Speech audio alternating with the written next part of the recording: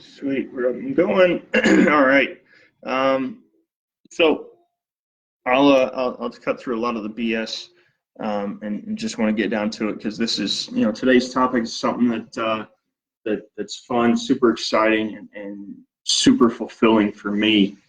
Um, it's the topic I kind of refer to it as non-competitive athletes. I think a lot of the country, a lot of the world refers to it as general population, or Gen Pop for short. Something about that just kind of doesn't sit well with me because, in terms of in terms of training, in terms of you know sports or um, sports, or especially when it comes to people, like there's nothing general. I mean, you can say kind of a general routine and that sort of stuff, but uh, when you're coming down to the individuals that you're working with, I mean, there's nothing general about it, and regardless of the thing that frustrates me so much is folks that just automatically rule out certain types of training in general because they say it's not for them. And I think when this really, when that idea or that concept really came to the forefront for me was, I mean, geez, this was a few years back, but it was one of the first presentations I heard from a coach, Alwyn Cosgrove. He was giving a presentation about his facility and about his training philosophies and training strategies, and he made the comment, or somebody asked him the question, hey, do you do power training with everyone? And his comment was, yeah, of course we do.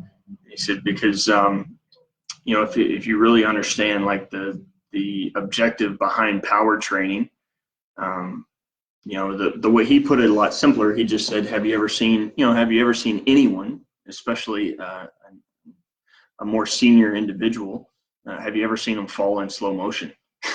and and that's I mean, it sounds funny, but it's so true, right? And especially if you think about if I can nerd out for a second, power training is not so much about how much power you can generate. It's about how much you can control and absorb, and being able to catch and absorb that force, right? So, if you look at as they say, general population folks, or as I'll kind of refer to them, the non-competing athletes, nothing about that is general, right? They still have just as much of a risk of falling, tripping. I mean, I've seen some teachers make some pretty sharp and heads up moves in the hallways, in the classrooms and whatnot. Dodging students, or ducking around, or whether they're trying to make an example of whatever the lesson is. And so you got to be just as mobile, and just as quick, and have the strength, durability, and stability to do those things as well. Manual laborers. A lot of folks think that they do get workouts every single day, but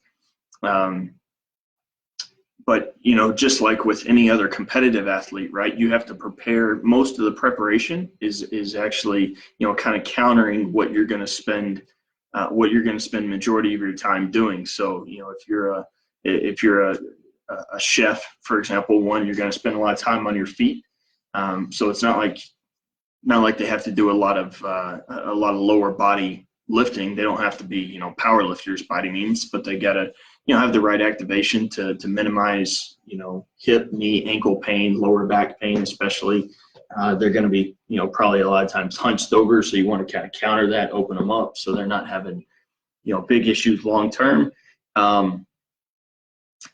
The other thing, and this is, I guess what I'm going to try and do is take a presentation I did, well, I won't say how long ago it was, but, take an hour-long presentation. I'll cram it into the 15 minutes here, but the presentation I was given, back years back, it was to a group of real estate agents, realtors, folks who worked in the industry, right? And a lot of these folks were, they're showing houses, they're meeting with clients here and there, so they're spending, a good majority of the day in the car. And so it was, you know, a lot of the idea that we were trying to get across that day is, you know, hey, look, like, you know, that's the stuff that's going to lead to stiff ankles, stiff knees, lower back pain, that sort of stuff. So your workouts should try and not address, they should address that, right? You should target it in a way that you're going to counter that, keep everything active, right? Keep strong glutes and, you know, keep a strong core. I'll have more on that later. Maybe that's Thursday's conversation, but that was the big conversation there, right? Is that even though, you know, they see themselves dressed in suits and dresses and ties and everything, and you know, in meetings and that sort of stuff, that doesn't mean that they're any less athletic. I mean, heck, some of the realtors I met, I mean, they're crawling into crawl spaces and jumping over fences and everything else, you know, as part of their showing, or just to get a better look at a facility or at a property for their client.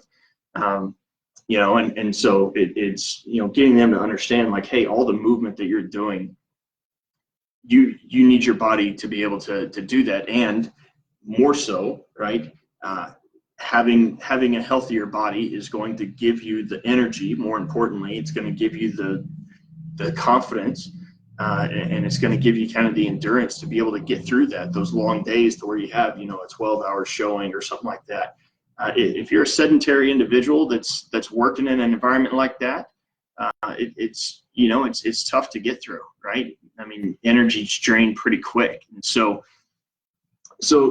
kind of the big message that we tried to share with that group, and of course I still try and share with a lot of you know, what I'll just call professional athletes. And I don't mean the kind that don jerseys and get big contracts or anything. I mean working professionals, right? In an office, in a classroom, outdoors, whatever it is. You know, the working athlete, you know, the same training principles apply to you, but how you implement them is what's going to change, right? And so the message I share with that group, and it's something that really kind of took me back a little bit, is like the key things that are different. What you're doing is not going to change, right? Everyone could and probably should be doing some form of activation, some form of mobility, some form of power training, right? Or explosive training. What's going to change there is the frequency, right? If you're a working professional, say a 30, 40 something, you know, a young parent, a mature parent, you know, you've got teenagers, something like that, you might not have to do power explosive training 3-4 days a week, but maybe 1 day a week. The intensity at which you're doing it, you might not have to be pushing for, you know, 75, 80, 90% of your max to get as strong as you can, right? You might be able to work at 50, 60%, but it's just kind of reassuring or refining the movement, right? And again, it's not about generating the power as much as it is being able to absorb the power, absorb the energy or the force. Not the Star Wars force, Eamon, okay? But you know, and then also the time that you're going to spend on it, right? Again, competitive athletes, especially, let's say if we're talking, you know, if we're talking team athletes, they might need to spend half of a session on power training. You know, it might be because that's what their position calls for. Or say, for example, if you're a thrower, discus, shot put, you know, Highland Games, whatever, you're going to spend more of your time on power development and force production, that sort of stuff.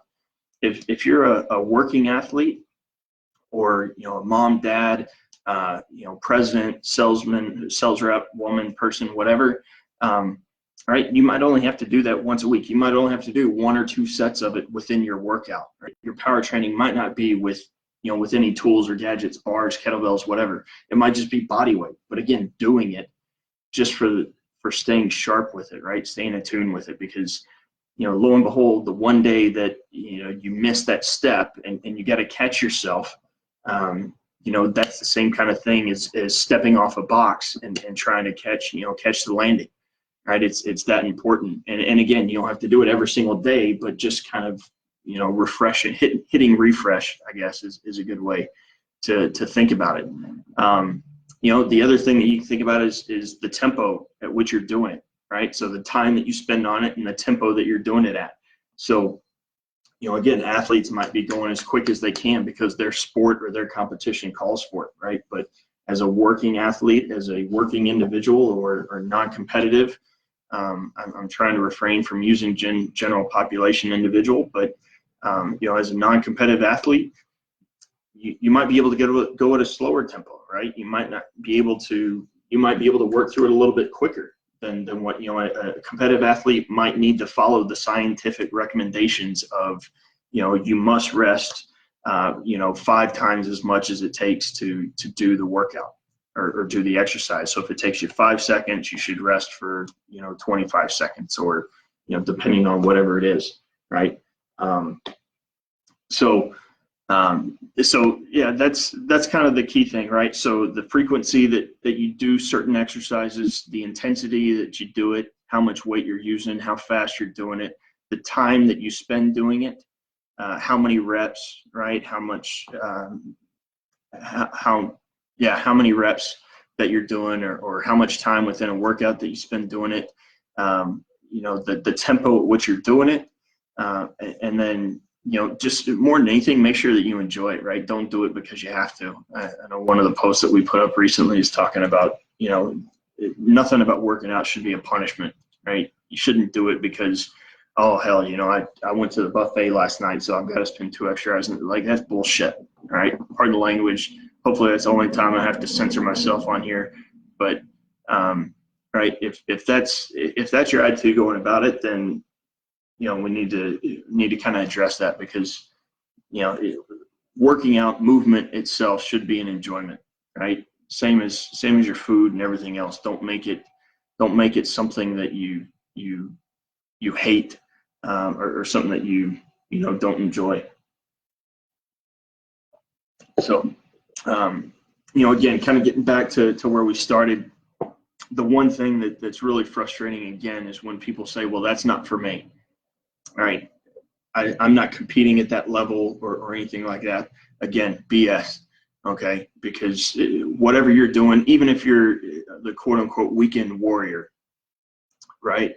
You're not going out trying to win some conference championship or national championship or anything. No, but here's the thing, right? You going out and playing pickup basketball with the guys, with the girls, playing your city rec soccer league or whatever. Guess what? The sport doesn't change. All right, there's still just as much, intensity in your side cuts, right? If you're playing pickup soccer, there's just as much risk of, rolling an ankle or something like that. There's nothing more frustrating than seeing or talking to folks in the gym and say, oh, well, I don't need to do that kind of stuff. My son or my daughter is the competitive athlete, but yet, they're going out and playing church softball on the weekends. And then they come back with a crook back or a tweaked knee or something like that because, they stepped wrong running around the base. It's like, well, you're doing the same thing that, that your child is, or that your athletes are, because you coached the youth league. So that's just something that, I guess if there was one thing, I always hear, questions pop up in the industry about if there's one thing you could eliminate in the industry, that's what it would be, is this mindset that it's not for me, right? People say that I'm not trying to get big. I don't want to get, I'm not trying to compete or be a bodybuilder. You don't have to, all right? But, one of the, listening to two researchers and 2 scientists yesterday talking about, their own personal workouts during this whole time, and how, they were advocating that, the true fountain of youth, right, is not some freaking pill. It's not some, superfood. It's activity, right? It's being able to move. I love the quote that I've seen it all over the place. I heard it again yesterday, that you don't grow old because you don't stop moving because you grow old. You grow old because you stop moving. All right. So keep moving, keep active. They were talking yesterday about a gentleman that I think at the age of like 72, he set the record marathon time for his age group, and he broke it like 3 or 4 more times from the time he was 72 up until he was like 84. I mean, God bless that man. I hope I can shake his hand sometime, or maybe even be him in my own regard. But but that's just it. Like, even if the goal is just a number, hey, 365 days, I'm going to get 250 workouts this year, and define what that workout is, and freaking go do it. But again, to the moms, the dads, the teachers, the construction workers, the carpenters, the plumbers, to all the working professionals that are out there, right? It's just as important, because you depend on your body, right? Chefs, plumbers, manual laborers, you depend on your body. And the same way the athlete has to take care of their body so they can go out and compete, you've got to do the same thing. And so I know that with this group and with this audience that we typically do target competitive athletes. And the one ask that I would have is that you find that friend, you find that family member, that roommate, cousin, sister, brother, family, whoever, right? And I'm not saying encourage them, right? Because the last thing we want is one of those, hey, you need to do this, and then it becomes a demand, it's pressure, some other mental stuff that's just not that great, right? It's not, but encourage them, right? Invite them to come along. Hey, you don't have to do the same workout I'm doing, but we can do something side by side, right? And you as a competitive athlete, you can do your speed ladders or running drills or whatever, and set them up with a fun little, just a simple box drill or something, right? Some of the basic stuff, all right? And you can do it side by side, and you're both moving and you're both enjoying the time. Of course, if you hadn't seen them in a while, you can keep 6 feet apart and keep the physical distancing, but still encourage them to be active more than anything. Too many times, and again, this is something that just catches me the wrong way, but seeing athletes that quit competing and just become sedentary. They think, well, I'm not competing anymore, I don't need to do that, I don't, whatever. Hey, take 2 months, take 6 months, take a year, whatever, be a couch potato because you worked for the last 5-10 years, training at your best and training at high intensities, but then get back into it. All right. Don't think that just because you're not chasing a medal or a trophy or a record or anything like that it's any less important to you.